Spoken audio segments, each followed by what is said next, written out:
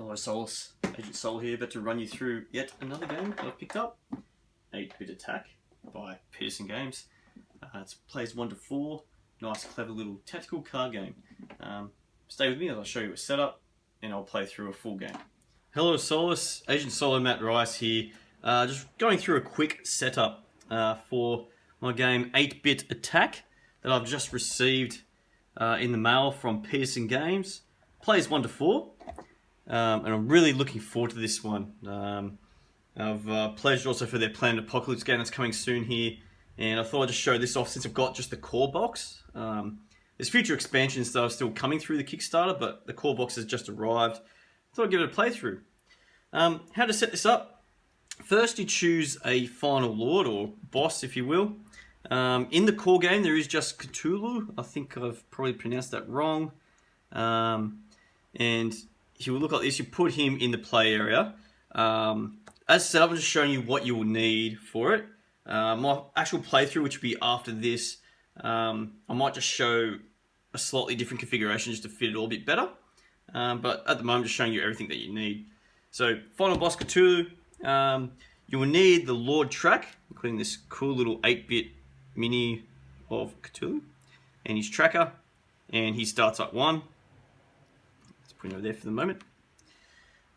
You will need to shuffle up all these enemy decks. There should be 20 in each deck. All the demons get shuffled up. Champions, cultists, aliens, and myths. Thought I'd have these effects cards that you'll definitely use during the playthrough, both to be put on enemies and the heroes themselves. You also need your assault levels. Just put that there. So level 7, it tells you the hit points of the boss of that level, the minions, how many allies, how many champions you'll need, all the way down to 1. Okay, need them to the side. Of course, you will need heroes. I'm going to play a 3-player game with these 3 heroes. I've got Vake the Victor here. Make sure it's on the lock side to start the game. A better way of probably telling it is that the attack is 2. That means you roll 2 dice. I'll go through in my playthrough about what everything means here, but they're double-sided, so when they're upgraded or ascended later on, you just flip them over. But they stay in their lock side, so they're all got different little symbols. Of course, the heroes come from a big deck, and you get a lot of variability in this game from what I've seen. Big deck of different themed games that the Peterson Games have made. So there's the purple background, which I believe is to do with the cultist type games. They're alien type games. Okay, there's plenty there. Plenty there.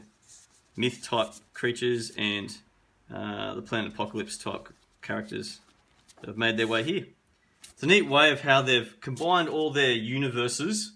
I guess they're multiverse together. I'm not sure if they... I should check with them whether they all live in the same universe or whether it's totally different. I'm not sure.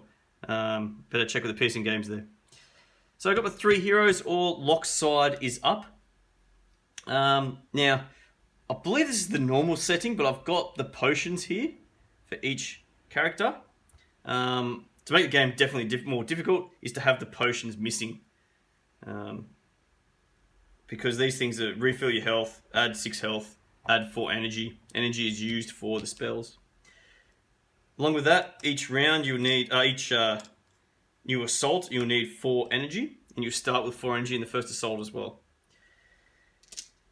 Grab some dice. Okay, 2 attack dice each. And you'll need your timer dice. These will tell you what the enemies will do. So for example, on Cthulhu, he's got these symbols mean that's his normal attack, what he does each time when it's his turn to attack. And if you end up rolling a 1 on this die, this is what's going to happen at the end of the round.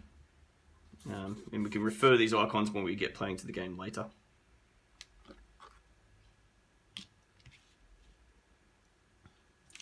Don't forget, these kind of games, obviously there's plenty of tokens. So these are my timer tokens. I've also got some medals in here. Oop, there goes a timer. Timers are used for your effects. When they come out, and the medals for when you defeat certain assaults. Of course, handy health nearby.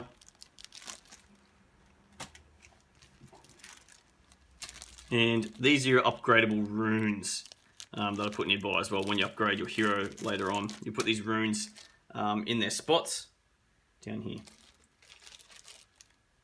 That's essentially it. Of course, don't forget your trusty handy rulebook. The 8-bit attack. On the back of this, I love this too, just a quick reference of all the little symbols. And if you get stuck with those, of course, you can flick inside here and there's a bit more detail on what each symbol does. And of course, all the hero traits and the enemy traits and what each thing means. Not too badly written. I like this. Quite good.